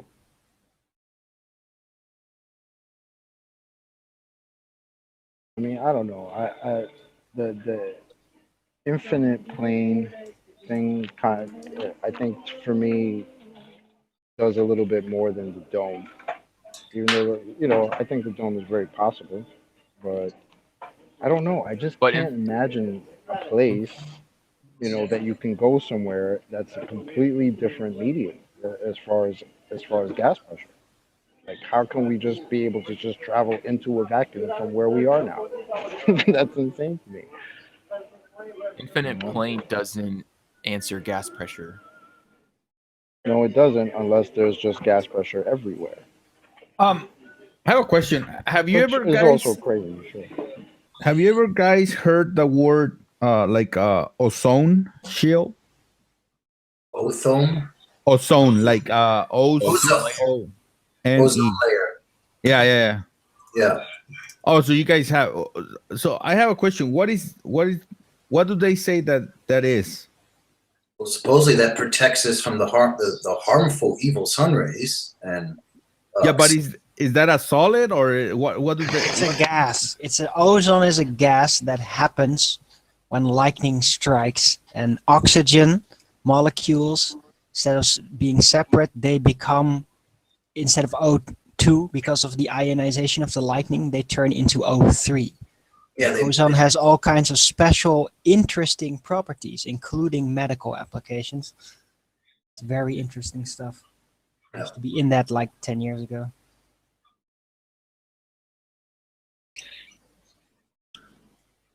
I always found it fascinating when one of the first things you come across in doing the research is the Werner von Braun's tombstone, and it of course has the link back to the Bible passage of, and God showed his handiwork in the firmament, and that just has always. I know that's not good evidence, but just if you're a researcher and you're linking, one thing doesn't mean anything, two things doesn't mean anything.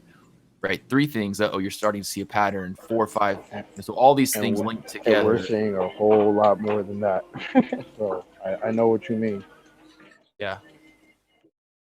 Like, why would that Nazi NASA rocket scientist have that Bible passage on his tombstone? It just doesn't make any sense. It is weird. The world is filled of those kind of anomalies, let's call them. Or it's not an anomaly, and he knew something, and he left a message That's the other. And those are anomalies that don't help role model in any way, shape, or form. You know, imagine having to believe that who they call the father of NASA has a quote on his tombstone about that somehow relates to the firmament. Like, how the hell does that make any sense? You know what I mean? None whatsoever. In my opinion, anyway.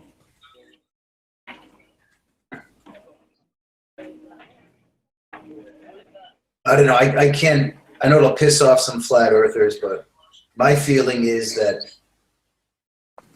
man is incapable of actually figuring out the actual dimensions and mass of the Earth. I know Arwen will hate it, and people like Dell will hate it, but that's my suspicion. It's my gut feeling. I don't care how much science or technology we apply. I just have a feeling it's not. Maybe we're not meant to, you know, if you go towards the creator. Again. What? Yeah, What? here we go again. Here we go We're again. not meant to do. You know who used to say that? Priests. That's that's fine. their lessons, their wisdom. That's what you're saying right now. Do Prove you even otherwise. do you realize it? Do you Prove realize? otherwise. Prove otherwise. It's just I'm not saying that I believe this. I'm saying that's my feeling. Okay. I don't know why Maybe you you get so should see angry where at that feeling's coming from. What's motivating you to do that? Well, what if it's true, Arwen? Well, what if the Earth is a globe, Eric? Oh, see, I knew Arwen would get No, triggered. that is a serious question. What if? It's useless. It's a useless assumption. It discourages to engage and figure things out. Because it's giving you a reason not to do it, because it might be impossible. Because it might be impossible. That's useless. To figure out on this shitty Earth, maybe. Well, then why you don't drop your gravity assumption though? Jesus. Well, maybe you should pay a little bit more attention to Maybe what you I've should been focus on doing some in the other last things other few than months flat ball. before you say something silly like that. Focus on things other than flat versus ball. Open your mind a little bit more. How about that? Open my mind? Are you serious? Yeah, there are other topics. Are you asking me to open my mind? Seriously. In this world, other than flat versus ball, you do realize. Don't be arrogant, Arwen. Jesus, I just posed what I feel. I never said it is the truth. And you freaking jump on me for just proposing Bring it up something so that many hits your times. panties in a twist. Right. Yeah, Eric was kind of just asking a question out loud. I don't see any. Yeah, I was he did sharing it on my- my show, What do we- and he does it everywhere. And what's the point? Are you gonna try to but get he's some just- answers he's to just that question? speculating. Eric, are you gonna get? Is that question you're asking? You're doing that to get some answers, or is it just a question that doesn't get an Well, it wasn't answer, a it and you wasn't just a want to question. ask it because it I sounds wasn't kind even of asking a question. I was sharing what my feelings are. I wasn't asking anybody a question or for an opinion. I was sharing my feelings. That's it. Full stop. Well, you did it in your feelings came in a question format, so Yeah, it's sort of. Yeah, what if discouraging. question. It's a discouraging thing to think that we won't ever know, or Indeed. people just say. That's "Oh, what gatekeepers you'll- do. I'm you'll not saying find you're a out when you gatekeeper, die." but The worst one that's for what me they is do. like- the worst one for me is like when they say you'll find out when you die or something. Like, what? How do you know that? How do you know you're going to get all the answers when you die? What if you Well, just you're die gonna and find disappear? that out one way or the other, aren't you? Either you do or you don't. There's no point in pondering on that even, really. You can trust on it or you cannot trust on it. But what are you going to do? We're going to test it out? The reason I say that is because I don't see any validity in knowing these things. I don't give a shit. What's the mass of the Earth? Who gives a Yeah, fuck? exactly. What's that gonna Yeah, change? I What's that know, gonna- I know. Why don't you tell me? You still going to go vote? You still going to believe your government? Well, maybe I will vote. I have voted, but not on any mainstream party. I have a very specific party If in we mind can that I figure out do the vote actual on because mass I of the like, Earth, what's that gonna I change? know those people. I've been with them. All right, you tell me if man can figure out the mass and dimension of the Earth, what is that going to change for the good, for the better? You can apply that knowledge it's very actually critical for resonance related technology because you need to know mass and a dimension, literally spatial dimensions, when you want to attempt something relating to resonance in these kind of matters. If you wanted to use resonance to change the Earth some way, then you would need to know the maths. Otherwise, you can't apply it correctly because you don't know what you're applying the sound. You don't know the right frequency to hit. So basically, it's going to do nothing in freeing humanity from being Right, because you didn't really listen what I was saying. Resonance technology is real. Resonance technology is real. I've been subjected to it. It works. Okay? Yeah, but Eric, like in 5 years' time, if people figured out how to get, so if we have this much land that we know about right now, and in 5 years' time, if we got further and doubled the distance, think about how much more land there would be for people to explore. And if you wanted to have a family somewhere remote, you could do it. Oh, okay. But I think there's hold on. I want to jump in for a moment on a good subject about what Daniel said, because it's funny that you mention it. Did you hear that the Russians are right now working on completing a new radar system? What do they literally call it? An over-the-curve radar system. You know why? Because it can scan accurately up to 5,000 kilometers. 5,000 kilometers. That's the technical specs. Wow. They said they can, with that system, technically pick up a Cape Canaveral launch from the other side of the world, from Russia. From ground-based radar. Yeah. You can see there's pictures of it. So, cool. Yeah, it is relevant. It is absolutely relevant, and it is. I guess if you're a fan of the Venus project, get there. It's all about the mind control. The big thing, what Flat Earth is about, is not even about the truth, although that is our directive. That's what our path. It's about the mind control. It's about the delusion. It's about the religion. That is really the only true obstacle we are trying to overcome here, because the rest. Look, the truth just makes sense. Really, it's the mind control thing that's keeping it from settling in. It's always been that. Yeah, that is our big challenge. Two people, a man and a woman, could go somewhere with a whole bunch of like seeds, the technology to grow their food, and almost start a whole other colony somewhere by themselves. Like, that's sort of a nice thing. Wait, that's interesting. That sounds appealing. So are you suggesting that you kind of want to get out of this? If there's more land, does that mean like you would be interested in getting out of? I just want to know. No, wait, I'm asking Daniel. Sorry. You're right. Oh, yeah, I would definitely want to go out and. But why? Like to get away from this current monetary bullshit system and all that? Is that? I mean, there's plenty of land here that we know of, open land. Yeah, but it's all just been like trampled on and. Okay, so you don't like this current paradigm that we're stuck in, is what you're saying. I mean, like I would go to Alaska maybe, and something like that is like interesting to me to go to. But I mean, going somewhere where no one knows anything about, like where the plants look different, the animals there are different, stuff like that. That would be amazing to me. You want to go somewhere new and unexplored and kind of get out of the system here. Yeah, and seriously, have a family out there somewhere. I mean, that's okay. appealing to me. I mean, I get you. I can relate to that. I would probably miss, the society that we live in right now, because it isn't really that bad. I mean, you can still have fun and stuff. But to me, it's about the curiosity. Like this whole Flat Earth thing has opened curiosity in me that I haven't had in a long time, and it's for. I mean, like Eric, you asked, do you care what the mass of the Earth is? Well, I've spent most of my life thinking the Earth is a ball with a 24,900 mile circumference. Well, imagine finding out that that's wrong, and you can actually find out what it really is, how it's really shaped. That curiosity for me is everything. That's why I'm here every day.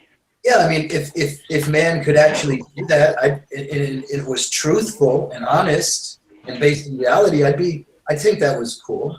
I'd be okay with that. I mean, it's not something personally that I'm devoted to. And that's cool. There's nothing wrong with that. Everybody has their own little, their own goal in this, right? I like the idea of actually there are some hidden places and maybe for certain types of people that can go into a new. I think probably everyone has seen that. What's he call it? The cosmic egg or whatever, where kind of different lands that are based in different paradigms. The Martin Kenny thing. Yeah, I mean, I really enjoyed his theories, you know, and he wasn't selling. Yeah, it. wasn't he the one that was saying something about maybe like Mars or Venus being like the sun and moon or something of like another land that we haven't been to? Yeah. Like honestly, that theory to me is very interesting. He suggested that these, when they speak of going to Mars, what it actually means is that these people who are stuck in this paradigm of iPhones and this transhumanist, transgender, whatever, all this mess, that they are going to Mars. Like that's where they want to go. But it's not, you don't go off a ball into space and go on another ball. It's that you're going to another realm, or let's say kingdom or ring on this plane. Like that made a lot of sense to me, actually. That's sort of how it would be if it was a flat plane, right? The other planets or land wouldn't be up in the sky, you know? They'd be connected to the ground here, down below everything. It's just like Mars or Venus or something might be circling that land the way our sun is circling here. Like that's fascinating to me, just thinking about that. You know? Like, yeah, his little, and he did build a model. He wasn't saying, you know, for sure that, you know, I'm sure ballers would jump on him. Who would have done model?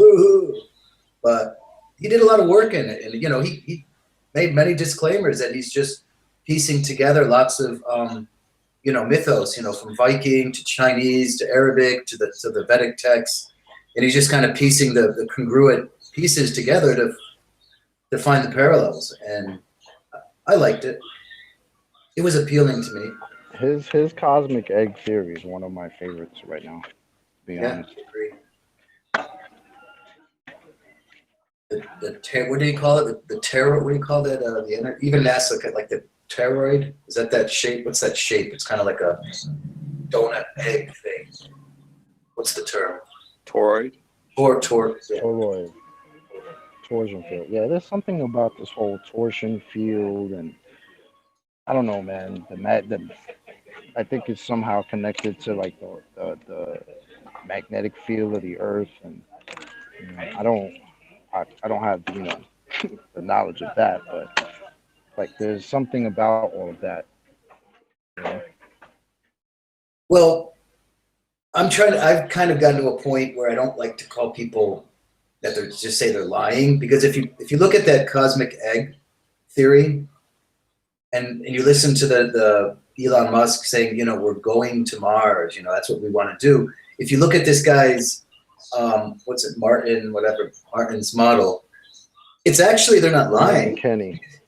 Yeah, because like, we're going to go to space. I mean, when we travel, you know, when I go to my grandmother's house, I'm traveling through space. We're going to go through space and we're going to go somewhere. So it would actually fit that model, like everything they say, that we're going to, you know, travel through space and go to Mars.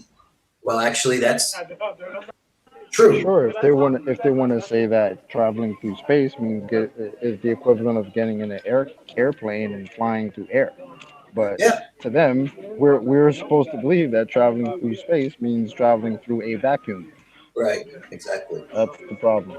But usually, when they're speaking about it, they're not saying those things. Like we're going to go through space and we're going to go to Mars. So I mean, they're not really Because the indoctrination has already been set in place. Exactly. So as soon as somebody says, "Oh, we're going to Mars," you in the back of your head, you're already like, "Oh, so they're gonna get in a rocket, they're gonna go through space, they're gonna, you know, put on their little, you know, space suits, and, you know, maybe we'll stop at the moon and play golf." But if you look at what they say, they're never saying we're going to travel through the vacuum of space, and you know, they're just saying, yeah, we're going to travel, we're going to build spaceships, and we're going to go to Mars. So maybe that, if you break it down from that egg model, they're not actually lying. I know that's weird to think about, but sometimes I look at it that way. Well, they're lying when they're telling me that. The egg model is just another presuppositional model that is very interesting. But Oh, yeah. they know all the guys that say that don't take it as absolute. I'm going to leave these guys chatting away about their pseudoscience models, and I'm going to say first and foremost a huge, massive, enormous thank you to all who tuned into the premiere of this after show, and of course a massive thank you to all of the debating panel for making this debate possible.